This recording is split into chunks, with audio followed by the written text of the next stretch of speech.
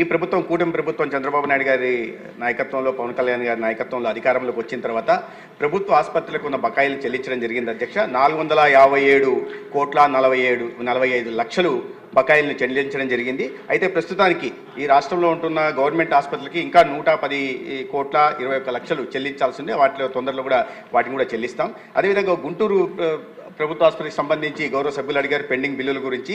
Pending బిల్లులు బకాయిలుగా ఉంటున్న 20,24 లక్షలను చెల్లించడం జరిగింది.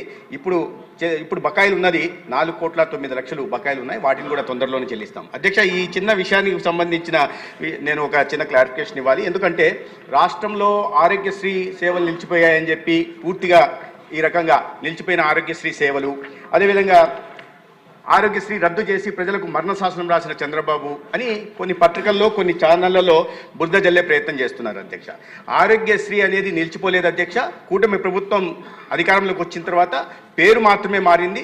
దానికి ఎన్టీఆర్ వైద్య సేవ కూడా పేరు మార్చడం జరిగింది. అయితే దీంట్లో సేవల్లో ఎక్కడ కూడా అంతరాయం కలగలేదు. గౌరవ సభ్యులకు దృష్టి కూడా నేను తీసుకురాదలుచుకున్నాను. ఎందుకంటే ఉదాహరణ ఇస్తాను అధ్యక్ష.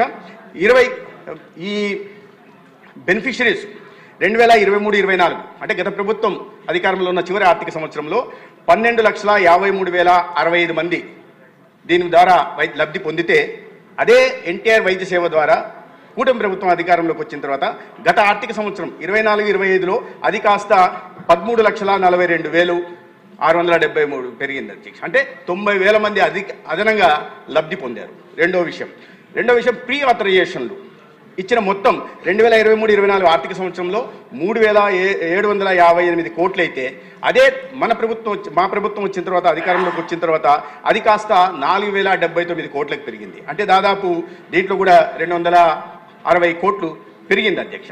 కాబట్టి ఆరోగ్య సేవలు నిలుస్తున్నాయి అని చేస్తున్న అసత్య ప్రచారంలో ఏమాత్రం నిజం లేదు. రెండో విషయం, ఎందుకు ఈ పెరిగింది ప్రీ ఆథరైజేషన్ అడ్మిషన్ బెనిఫిషరీస్ ఏమో 6.88% పెరిగారు అధ్యక్ష. ప్రీ ఆథరైజేషన్స్ అంటే చెల్లించిన మొత్తం 7.88% పెరిగింది. దీంట్లో పెరగడానికి కారణం ఏంటంటే అధ్యక్ష, ఒక రోబస్ట్ మెకానిజం పెట్టడం, ఎన్ఫోర్స్మెంట్ చేయడం ద్వారా పెరిగింది అధ్యక్ష. ఉదాహరణకు చెప్తాను అధ్యక్ష, ఆసుపత్రులు మెకానిజం డెవలప్ చేశాం. దాంట్లో ఎక్కడన్నా తప్పులు చేస్తుంటే గతంలో అనేక రకాల తప్పులు జరిగేది. నామమాత్రం పెనాల్టీలు వేసేవాళ్ళు, వసూళ్లు కూడా నామమాత్రంగా చేసేవాళ్ళు అధ్యక్ష. ఉదాహరణకి 23-24 ఆర్థిక సంవత్సరంలో 88 హాస్పిటళ్ల మీద ఈ పెనాల్టీలు వేస్తే 7,68 లక్షలు పెనాల్టీలు వేస్తే దాంట్లో కేవలం 3,74 లక్షలు అంటే 45% మాత్రమే వసూలు చేశారు. వేసిన మొత్తమే 7,65 లక్షలు అధ్యక్ష. వసూలు చేసింది 3,74 లక్షలు అంటే 46%. అదే ఈ ప్రభుత్వం అధికారంలోకి వచ్చిన తర్వాత గత ఆర్థిక సంవత్సరంలో 24-25లో 22,74 లక్షలు, దాదాపు 22,75 లక్షలు పెనాల్టీల రూపంలో వేస్తే అధ్యక్ష, అది కాస్త 19,30 లక్షలు వసూలు చేయడం జరిగింది. అంటే 85% పైగా వసూలు చేయడం జరిగింది అధ్యక్ష.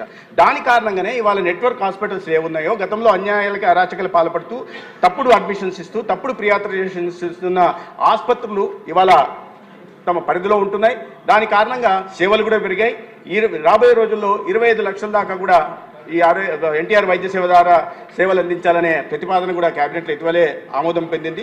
తద్వారా ఈ రాష్ట్రంలో 1,43,00,000 మంది పేదలకి 25 లక్షల దాకా వైద్య సహాయం, అదేవిధంగా 20 లక్షల కుటుంబాలకి, మధ్యతరగతి కుటుంబాలకు కూడా 2.5 లక్షల దాకా కూడా వైద్య సాయం అందించే ప్రయత్నం పూర్తిగా ప్రభుత్వమే ఉచితంగా చేస్తుంది అధ్యక్ష.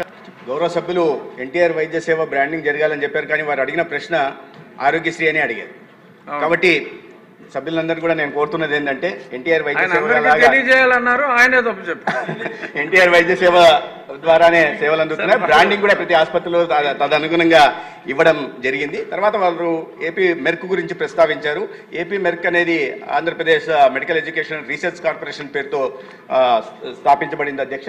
దాంట్లో 40% వారు చెప్పినట్టుగా ప్రభుత్వానికి, మిగిలినది ఆసుపత్రి అభివృద్ధి కోసం ఏ డాక్టర్ అయితే ఆ ఫలానా ప్రొసీజర్కి ట్రీట్మెంట్ ఇస్తాడో ఆయనకి ఇన్సెంటివ్ కూడా ఇవ్వడం, అందుకు ప్రోత్సాహం ఇవ్వడం కోసం ప్రభుత్వ రంగంలో కూడా ఈ రకంగా తీసుకురావడం జరిగింది అధ్యక్ష. దాని కారణంగానే ఇవాళ ఈ పెండింగ్ బిల్లులు ఏదైతే ప్రస్తావించారో అది ఆ ఏపీ మెరుగు పెట్టడం వల్లనే ప్రభుత్వ ఆసుపత్రికి వస్తున్నాయనే విషయాన్ని గౌరవ సభ్యులకు మీ ద్వారా తెలియజేస్తున్నాను అధ్యక్ష.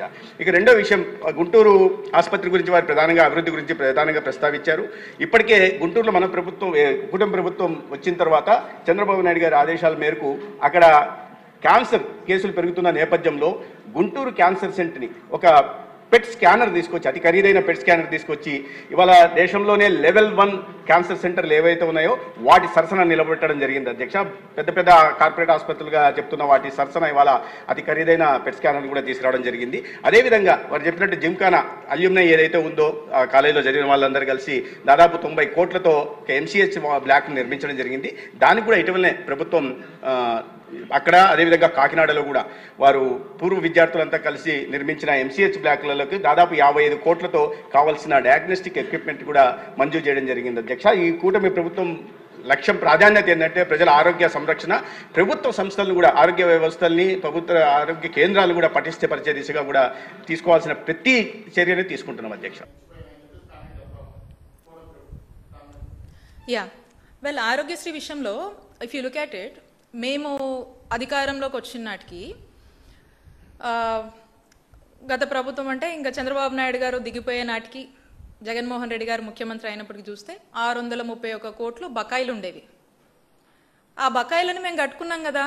చంద్రబాబు నాయుడు గారు వల్లే మా ఆరోగ్యశ్రీ ఆగిపోతుందనో లేకపోతే నెట్వర్క్ హాస్పిటల్స్ ఇబ్బంది పడుతున్నాయనో మేము మాట్లాడలేదు కదా. Anyways they are least bothered about health sector.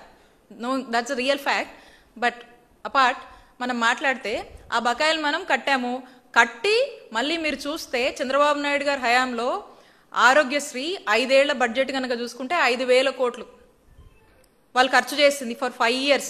అదే జగన్మోహన్ రెడ్డి గారి టెన్యూర్లో మేము దిగిపోయిన నాటికి చూస్తే ఆ పర్టికులర్ ఇయర్లోనే 3,600 కోట్లు ఆరోగ్యశ్రీ కింద మేము ఖర్చు చేసాం. 3,600 కోట్లు, I'm talking about 1 year. Versus 5 years 5,000 crores వాళ్ళు ఖర్చు చేశారు. అంటే ఇమాజిన్ జగన్మోహన్ రెడ్డి గారి ప్రభుత్వంలో ఆరోగ్యశ్రీని ఎంత స్ట్రెంథెన్ చేశామో. యూనివర్సల్ కవరేజ్ కింద యూనివర్సల్ హెల్త్ ఫర్ ఆల్ అని చెప్పి 90% ఆఫ్ ద ఫ్యామిలీస్ ఆరోగ్యశ్రీలో బెనిఫిట్ అయి ఉన్నారు. సో కాబట్టి the numbers only speaks and that's the difference. కాబట్టి we are very committed in delivering very good health facilities to all the people of the state.